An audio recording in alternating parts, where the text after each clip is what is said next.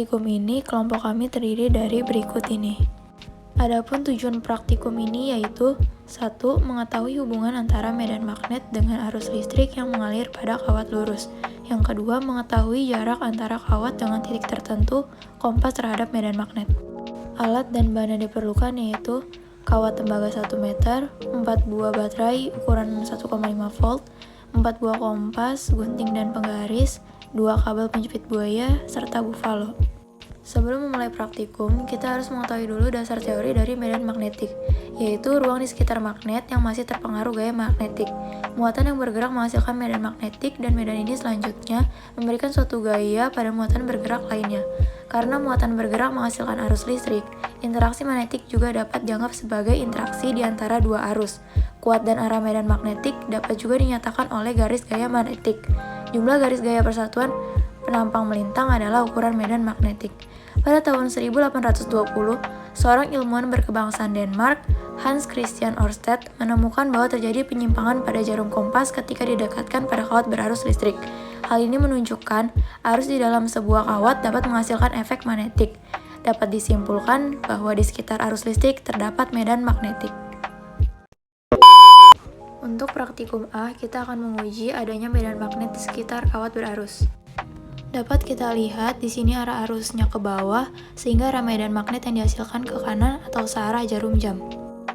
Hasil dari praktikum A. Apabila kawat penghantar dialiri arus listrik, menyebabkan munculnya medan magnet di sekitaran kawat, dan sebaliknya, apabila kawat penghantar tidak dialiri arus listrik, maka medan magnet tidak akan muncul. Arah medan magnet ke kanan searah jarum jam dengan arus listrik mengalir dari atas ke bawah. Sebaliknya, arah medan magnet akan ke kiri berlawanan arah jarum jam apabila arus listrik mengalir dari bawah ke atas. Untuk praktikum B akan menguji kuat medan magnet dengan mengubah jarak kompas ke kawat penghantar 5, 10, 15, dan 20 cm. Dengan menggunakan ukuran baterai yang sama dan jarak 5 cm, jarum kompas masih dapat bergerak. Pada jarak 10 cm, kita dapat melihat jarum masih bergerak sedikit.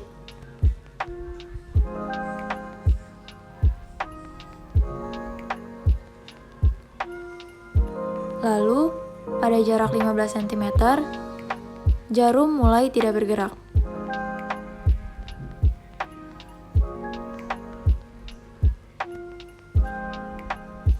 Dan pada jarak 20 cm, kita dapat melihat jarum tidak bergerak sama sekali. Hasil dari praktikum B. Kuat medan magnet berbanding terbalik dengan jarak. Semakin jauh jarak ke kawat penghantar, maka semakin kecil juga medan magnet yang dihasilkan. Penyimpangan pada jarum kompas dipengaruhi oleh kuat medan magnet.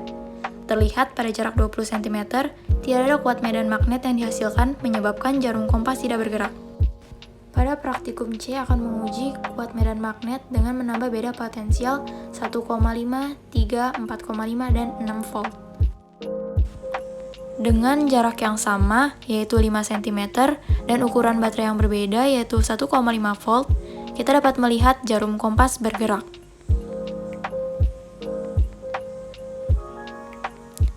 Sedangkan pada baterai 3 volt, jarum kompas bergerak kencang.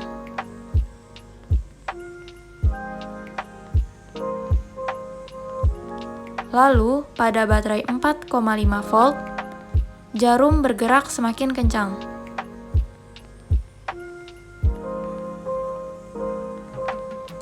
Dan, pada baterai 6 volt, kita dapat melihat di sini kuat medan magnetnya semakin besar.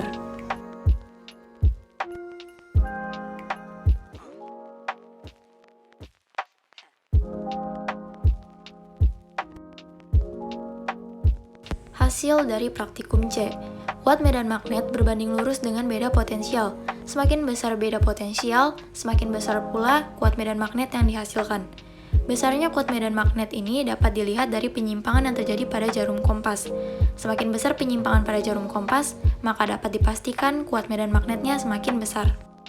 Dari praktikum yang telah kami lakukan, dapat ditarik kesimpulan bahwa medan magnet akan dipengaruhi oleh kuat arus listrik dan jarak. Yang kedua, semakin besar jarak, maka medan magnet di suatu titik akan semakin kecil.